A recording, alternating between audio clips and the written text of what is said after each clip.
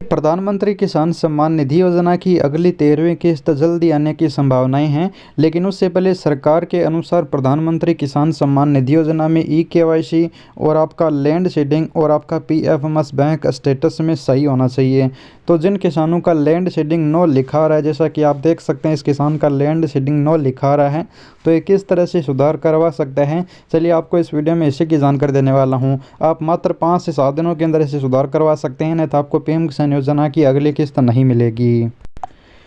इसके लिए आपको अपने मोबाइल और लैपटॉप में गूगल में जाकर डायरेक्ट आपको सर्च कर लेना है लैंड सीडिंग माही इन्फो, इतना नाम डालकर आपको सर्च कर लेना है। जैसे आप सर्च करोगे तो mahi-info.in पर आपको मिलेगा लैंड सीडिंग कैसे करें, तो इसे आपको ओपन कर लेना है।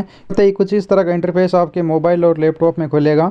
अब यहाँ पर आपको लैंड सीडिंग के बारे में सब कुछ जानकारी दी गई है, लेकिन यहाँ पर मैं आपको डायरेक्ट बता दूँ, आपको नीचे की तरफ आना है। यहाँ पर ये जो दस्तावेज़ मैंने यहाँ पर बता रखे हैं, ये दस्तावेज़ आपको इनकी सभी की एक एक कॉपी लेनी है और आपको ज़मीन की जो खतौनी है उसकी ओरिजिनल दस्तावेज लेकर आपको अपने लेखपाल से मिलना है। और साथ में यहाँ पर हमने एक फॉर्म दे रखा है, यानी एक एप्लीकेशन फॉर्म है। ये एप्लीकेशन है जो हमने लिख रखी है, आपको लिखने की ज़रूरत नहीं है। अगर आप लिखना चाहते हैं तो यहाँ पर जो लिखा हुआ है इसी प्रकार आपको एक सफ़ेद पन्ने में एप्लीकेशन लिखनी है और एप्लीकेशन में आपको जानकारी डालनी है कि सर मैं पीएम किसान का लाभार्थी हूँ, और जिस दिन आप लेखपाल से मिल रहे हैं उस दिन की दिनांक डाल लीजिए, लाभार्थी का नेम डाल लीजिए, आधार संख्या और पीएम किसान का रजिस्ट्रेशन नंबर डाल लीजिए और आप अपना जिला तहसील डालकर है वो एक एप्लीकेशन सफ़ेद पन्ने में इसी प्रकार लिख सकते हैं, या फिर इसे भी प्रिंट कर सकते हैं। हमने डाउनलोड लिंक दे रखा है।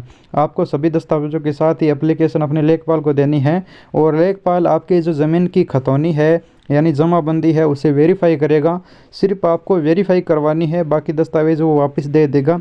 वेरीफाई करने के बाद 5 से 7 दिनों में आपका लैंड सीडिंग हो जाएगा। अब कुछ किसान ऐसे भी हैं जो बोलने वाले हैं कि हमारे जो लेखपाल हैं वो पीएम किसान योजना की लैंड सीडिंग का काम नहीं करते हैं, उनका कहना है कि हमसे नहीं होगा। तो आप उन्हें बताइएगा कि मेरी पीएम किसान योजना के अंदर ज़मीन की जो खतौनी है उसे वेरीफाई करना है। फिर भी अगर वो नहीं मानते हैं तो आपके अपने ब्लॉक में जो बैठने वाले यानी आपके तहसील में बैठने वाले जो पीएम किसान की और अधिकारी हैं जो काम करते हैं पीएम किसान योजना का, उनके माध्यम से करवा सकते हैं। आपको अपने ब्लॉक कार्यालय में जाना होगा, वहां पर आपका लैंड सीडिंग का काम होगा।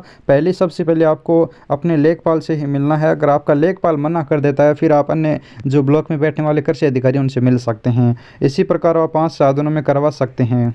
अब स्टेटस अपडेट होने में 10 से 15 दिन भी लग सकते हैं, लेकिन आपका लैंड सीडिंग लेखपाल के माध्यम से है, वो अपने ज़मीन के दस्तावेज वेरीफाई करवा के है वो यस करवा सकते हो। लैंड सीडिंग का वैसे ऑनलाइन ऑप्शन ना ही तो किसान के पास उपलब्ध है और ना ही सीएससी संचालक के पास उपलब्ध है।